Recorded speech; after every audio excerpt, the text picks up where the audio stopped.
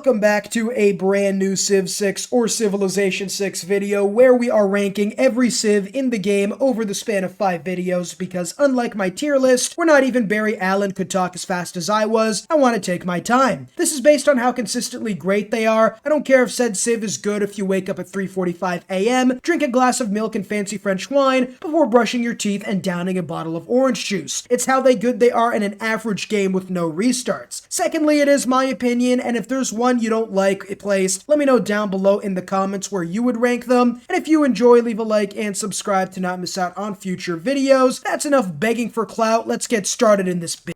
At number 58, if your favorite leader is English Eleanor, then you either like her hairdo or you're starving. Yeah, that brother's starving.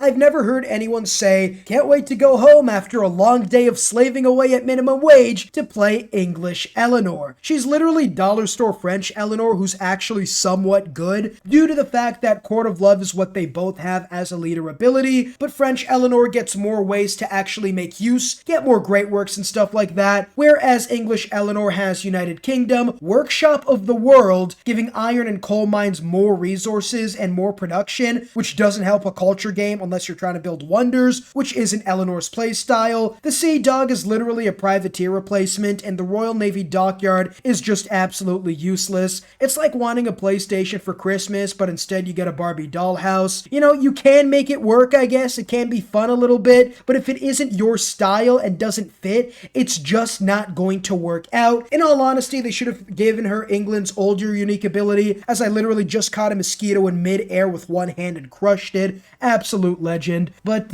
yeah, they should have given her old unique ability where archaeological museums get double the slots. That would have made her a lot better in my opinion, but as it stands that she is in all likelihood the worst civ in the game. The only reason Kublai Khan has a Chinese dual personality disorder is because the developers probably needed to fill a quota and have another leader for 2 different civs. The man was so bad they had to add another ability to China just to synergize with him. They literally had to give this man a stimulus pack, as now China receives extra Eureka and inspiration if they build a world wonder. His leader ability is literally getting 7 maximum Eurekas and inspirations in a regular sized map. For most people, they play on small maps, so you'd probably only get 5, as you only get 1 per trading post you'd put. Kublai Khan in Mongolia is a lot better, but with China and dynastic cycles as well as getting Eurekas when building wonders, it really doesn't make him that good because he doesn't have any bonuses towards building wonders. Crouching Tiger is an absolute disgusting abomination of a unique unit in this game, and gotta get that name out of my mouth. With a range of 1 and about as strong as a wet paper towel when attacked by a knight, you never want to build this unit, even if someone's got a gun to your head and is trying to force you. The Great Wall of China is, well, it's cool that they gave the wonder to just China this time, but again, it really doesn't work with Kublai Khan. It works a lot better with Qin Shi Huang. The fact of the matter is that Kublai Khan's leader ability doesn't make sense considering the fact that the Chinese civ in Civ 6 was really based around Qin Shi Huang's leader ability to get free wonders using his builders towards a tourism victory, and because of that, this man is number 57. What can I say that hasn't been said already about Tamar, the longtime mascot for absolute doggy doo-doo, before they revived her in the April update? She isn't even guaranteed a religion, which is her whole shtick. You miss a religion on the higher difficulties, and you might as well down a bottle of melatonin, because these dudes are gonna put you to sleep anyways and jack your cities. Tamar gets glory of the world kingdom and faith, which really isn't any glory whatsoever, as combat victories providing faith equal to half your combat strength isn't even the best thing in the world, considering the fact that you would probably get the pantheon you wanted unless it's something like religious settlements by just going God King, and if you wanted religious settlements, doesn't matter unless you're literally able to find and kill 3 barbarians within the first 10 turns. You're never gonna get religious settlements before the AI. Each Each envoy you send to a city-state counts as 2 envoys, but they have to be of your majority religion. And just like I always say, if you don't have a religion, spreading someone else's religion is an absolute recipe for disaster and catching the fattest L of your life. Strength and Unity lets you pick normal age dedications for golden or heroic ages, which is actually pretty decent. And the production towards defensive buildings lets you build the Sikh a little faster, which is a Renaissance wall replacement that gives tourism and faith, but you have to build ancient and medieval walls in your cities to get this. So again, I'd pretty much rather just hit Shift Enter on my keyboard and save some production for the next turn than do that. The Kevsar is now good as it now upgrades from the Swordsman and isn't a standalone unit. 7 combat strength when fighting in hill terrain is no joke, and it gets no movement penalty in hill terrain, which is decent. But looking at Tamar right now, nothing really makes sense. The Kevsar is probably the best thing she has, as well as strength with Unity, and even with the bonus towards defensive buildings, they really aren't something appealing, despite the fact that you need them in order to get the Sikh. All in all, Tamar is still not the best civ in the world, despite the fact that they gave her a damn stimulus injection.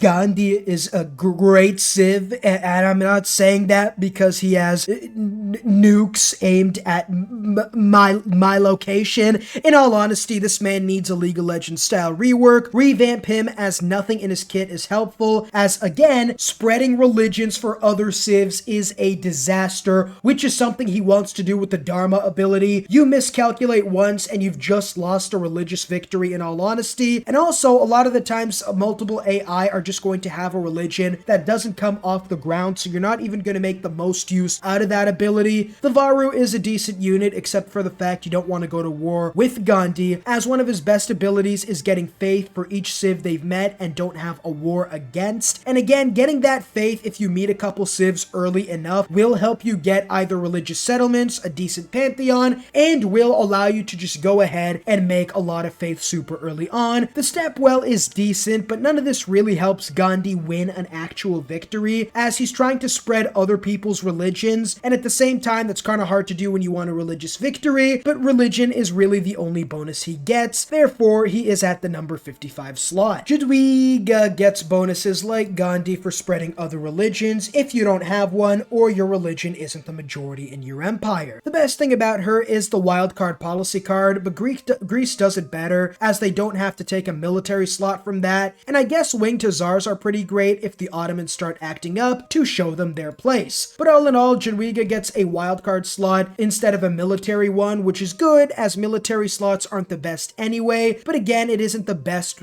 policy card ability out there. Culture bombing is pretty nice, except for the fact that if you do, and someone else has a majority religion, which is very likely in the higher difficulties especially, then you're just helping the other civ win a religious victory faster. The extra relic bonuses would be nice if relics weren't a once in the blue moon opportunity, and the winged hussars a pretty solid unit in the Renaissance era. Sukions is underrated, giving you production and gold for international and domestic trade routes respectively. All in all, Poland really isn't anything special, as none of her abilities really wow you, honestly. J. Cole in Civilization 6 gets alliance visibility. So does every military alliance you've done. It is a slight improvement though, which isn't very good in all honesty. You do get a free trader, a scout replacement, and Miki Wops are decent, but they're nothing to really cream your pants over. The trade route really loses its value super quickly, as a lot of the times you'll be getting trade routes soon anyway. The Miki Wop is good and great if you have the right location for it, but the unique scout replacement is a scout line unit and is obsolete after the first 20 turns. Again, getting food or gold due to camps or pastures is sort of like a flip a coin type of situation, which doesn't help with his consistency. All in all, he has some decent abilities, especially early on, but they're nothing that are really consistently good, and the ones that are really aren't the best. Kupe reminds me of that Xbox Live kid who said they banged your mom in Call of Duty. They don't have a unique improvement, as building the PA is detrimental. Deleting the builder would give the exact same result, considering the fact it's damn near useless. No Great Writers is a chicken wrap from Subway. This is over, as nothing in his kit makes up for it when it comes to tourism. Although, in all honesty, Kupe does have some saving graces, keeping him from the bottom 5 slot. The fact you get extra science, culture, housing, and amenities early on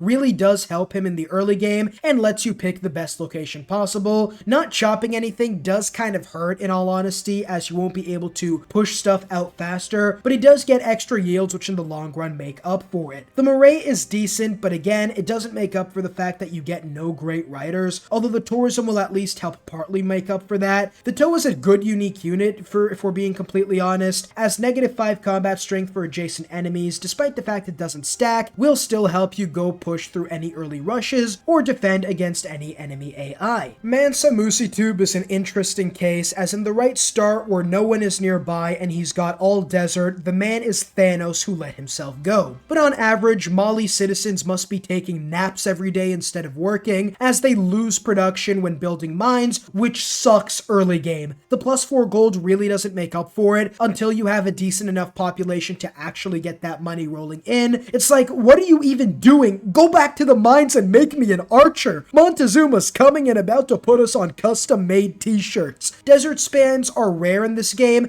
and unless you restart every game, it isn't a very viable strategy, so there goes the best part of your kit. And with such a weak early game, it takes a lot more to survive, as that's going to be your objective until turn 100 to 120, where you collect all the billionaire infinity stones, and Manos Musitube wipes away half the enemy civs with just his gold. The Sugube is a great unique district when you can get it, as with his extra faith and gold production, getting units for cheaper, everything for cheaper is a lot better. Songs of the Jelly and Sahel merchants are great if you have desert, but again, you're getting no more than 2 to 3 on average every game unless you get lucky, so nothing really too consistent about it. Not to mention the -30% production towards constructing buildings or training units, crippling him in the early game. The Mandikalu cavalry is a knight replacement, so it's really good. Oh no, they nerf knights and they can't use battering rams. Yeah, it's literally just a glorified goddamn caravan guard at this point. Cleopatra's at our number 50 spot, and you give food to other civs. And like Egypt in real life, you'll be part of different empires for most of the game's lifespan if you decide to play her. The Mario Chariot Archer is great when you can get the production in a floodplains based civ, which usually has limited production, and this thing is expensive. Like, millennials are going to pay off their debts and buy multiple houses before Cleo can even get an army out of these units. The Idero is too specific, although no damage from floodplains makes cultists' great bath spam really good. One of the things I don't understand about people who say the Mario Chariot Archer is great, 4 movement speed crossbows, they're amazing. And yeah, but the problem is you are based in the floodplains, which has very low production most of the time,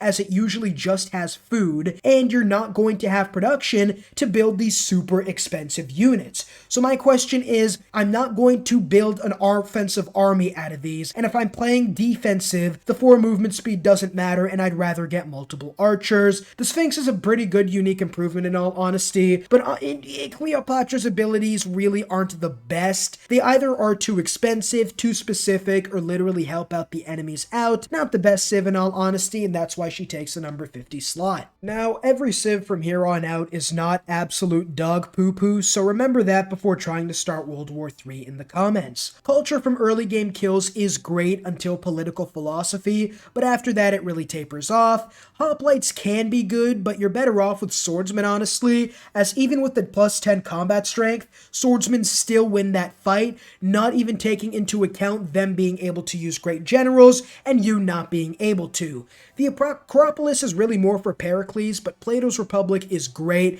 as any wildcard policy card in any government is good. Despite the fact Gorgo looks like she could snap me in half in some sort of dominatrix fantasy, she really isn't the best civ in the game. The one really good ability she has is 1 combat strength for every military policy slotted, but a lot of the times military cards aren't really the best, so until you really get Fascismo late game and are able to slot in 8 of these for 8 extra combat strength, she really isn't going to be that big of an issue to deal with unless you want to spend half your government doing useless policy cards. Chandragupta might be a Chad in real life, but not in gameplay. Another leader forced to get another civ's abilities that don't synergize too well. The Varu is the best thing they have, but it isn't the best at taking cities because it's a cavalry unit, and because it's expensive. By the time you get them out in numbers, the AI is most likely going to have walls. Not only that, but they are super expensive, kind of like the Mario Chariot Archer, so it is going to take a while to actually build up an army,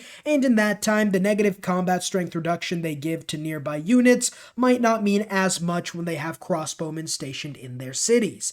Territorial expansion is amazing, and when used right, the other leaders are going to call you daddy by the end of the game. 2 movement speed and 5 combat strength for something that you can really easily trigger kinda seems like cheating in all honesty, and 10 turns is more than enough to do absolute crippling damage to enemy civs. The other abilities really don't help him in any way whatsoever, so I'm not even going to talk about them. Montezuma in the AI's hands is S tier and a big daddy, no doubt. But as a player, well, he didn't age as well as the other civs in Civ 6. The Eagle Warrior is great, and nothing builds cities faster than captured slave. His unique ability is weaker than you would think, because by the time you get enough luxury resources to really make a difference, let's say around 2 continents worth, you've already won, as having 2 continents means you don't really need the luxury attack bonus at that point anyway. His Eagle Warriors are great, helping you build up your empire. The unique building is nothing short of useless for what you're trying to do. Legend of the Five Suns lets you build districts super fast, but after you capture the builders in the early game, it's going to take you a lot longer to build districts in the later cities, but I mean, you already have a lot of districts early on, so it doesn't matter too much. And again, the extra amenities from the luxuries are great, as is the combat bonus, but each continent can have a maximum of 4 luxury resources, so unless you get super lucky or you conquer 2 continents, it's not going to make the biggest difference, and if you conquer 2 continents, again, you are going to win the game anyway, and the extra combat bonus isn't really going to help you change anything. Dido, whose name sounds like a particular instrument you may or may not find under your mom's bed, leaving you traumatized for life, is pretty decent at Christopher Columbusing, as you can travel and settle on continents with great loyalty bonuses, although they are in situational circumstances. The Byreme is absolutely useless unless you need to protect traders, as early game boats can't really do anything. Honestly, the settler production is really the only reason she isn't in the 50s. Building a Kothon will give you production towards naval units and settlers, and all naval units heal completely when they end their turn in the city's territory. The movement speed towards settlers and being able to move your capital to where you need to is really helpful, but aside from that, she doesn't have any bonuses towards any specific victory type, so unless you're on an archipelago map or getting a really lucky start, you are not going to be able to make the most use out of her. Rough Rider Teddy gets 5 combat strength on his home continent, letting you manifest that destiny so damn hard you'd think you'd be cheating. In all honesty though, he really isn't a great civ, as Roosevelt Corollary is really the only saving grace. Founding Fathers turns diplomatic policy slots into wildcard slots in the government, which doesn't really take too much of an effect until the late game. The Diplo favor is nice, but again, you do need the wildcard slots. P-51 Mustang is garbage. Rough Rider really isn't the best. The film studio is really what sort of makes it, I suppose, but the fact of the matter is that he really is a domination / diplomatic / culture focused civ, so without any abilities towards one really good specific victory type or an overarching amazing ability, like for example Frederick Barbarossa's production from Hansa's, it really is going to limit exactly what you can do, and despite you going for any victory type, there are going to be multiple civs who do that victory type a lot better. The man, the myth, the legend, Gilga Chad, Gilga Daddy, Gilga Bro, and all the other Gilgas in the world isn't really the best leader in Civilization 6. That beard is S tier though, but despite that matter, he really was released when Civilization first came out, so his abilities aren't going to be the most modern. Adventures of Enkidu really only helps if you are his ally, as it does give combat strength when you're in a military alliance, which is nice, but the extra experience and pillage rewards doesn't really help you. Epic quests getting an additional tribal village reward when capturing an outpost is nice, but over time it starts becoming absolutely useless when there's less barbarians to deal with. The war card is good in the early game, but again, it has a small time frame window of opportunity in a period, the ancient era, where you should be focused on building up cities. So unless someone is nearby and you get really lucky, it's not going to be the greatest thing in the world, especially now that they can't use battering rams. The ziggurat's really good, except it doesn't give food or production which you want early game, but by the mid to late game you can spam these out for a very nice bonus towards science and culture if they're near rivers. Lady Thick Thighs, Six Guy, emphasizes playing tall, as 6 tiles away and your cities, like COVID-19, loses all their powers. But the problem is the AI will end up forward settling you, and you won't get that perfect arrangement of cities, juicy, perfect hexagon that you really need to go off with her. No fresh water is really offset by builders, so that's fine and really a net positive actually, as later on you'll have way more housing than usual. But Lady Six Guys also gets 2 builders when you get the Ancestral Hall Government Plaza, which is actually really nice. 10% yields with cities near her capital are great, except for the fact that when you're 6 tiles or more away, you get a negative 15% to all yields, which is super crippling, especially when you don't have enough cities due to your subpar starting locations. The Hulch is a good unique unit, and the Observatory really sucks. You can't get adjacency from mountains, so you really want to spam it around farms and plantations, which you might not get, although you will probably get it like 75-80% of the time, a lot of plantations around, so I'm not going to dock marks too hard for that. All in all, a decent civ, but isn't really anything too special. Harold Hardrada takes the number 42 spot, and despite the fact that I'm not allowed at Odin's dinner parties due to how many times he's denounced me, that isn't the reason they're this low. They emphasize early game pillaging, while naval boats in the ancient era absolutely suck. Harold Hardrada's unique unit is the Viking longship, which is nice, and it can move to coastal waters once you get shipbuilding, but the fact of the matter is it's a naval boat in the ancient era, and I don't care how strong they are going to be severely limited. Production towards naval units and a lot more pillaging can be helpful, but you really need the right map for it, and that would require the game to be specific, or you to it's just not all purpose is what I'm trying to say. That's really what I'm looking for, just an average game. The Berserker is really good, especially once it gets to enemy territory though, and Stave Church is really nothing to scoff at, especially if you get coastal resources. All in all, a semi-decent civ, although is fairly limited considering the fact he needs an archipelago and every civ to be on the coast to do any damage. The best thing named Vicky in strategy games is coming out in a couple of months and is definitely not Victoria in Civilization 6. Despite her abilities reading like a PhD thesis and longer than a Song of Ice and Fire, none of them really synergize that well to win games. Pax Predonica gives you extra trade routes and extra naval units when building dockyards, and a red coat when you get the military technology, which you get a free melee unit when settling on other continents, except for the fact that a lot of the times, unless you're, again, in a very specific map, you're not going to be settling on more continents a lot of the time, especially with loyalty. You try settling on another continent, you lose that city immediately. Workshop of the World helps you accumulate iron for Swordsman Rush's early game, but double production towards military engineers really aren't the best, as they aren't a very good unit in general. Additional yields when powered is really nice though, but aside from Workshop of the World, Redcoat gets bonuses on other continents, which you need to be kinda lucky to get, as even if they do end up taking cities, again, loyalty is a massive problem. Sea Dogs really aren't the best in all honesty, and the Royal Navy Dockyard, while good, is just that. It's good, not great. All in all, she is a middle of the pack civ, and she did age pretty well for a really old civ back when the base game just came out, and that's why she gets the number 41 spot. And the last civ for today at the number 40 spot is Lautoro. 10 combat strength against free cities and golden age civs can be super good, but at the same time, half the time you won't have that ability. It's really a luck of the draw type of thing, and it isn't that consistent unless you're in dramatic ages.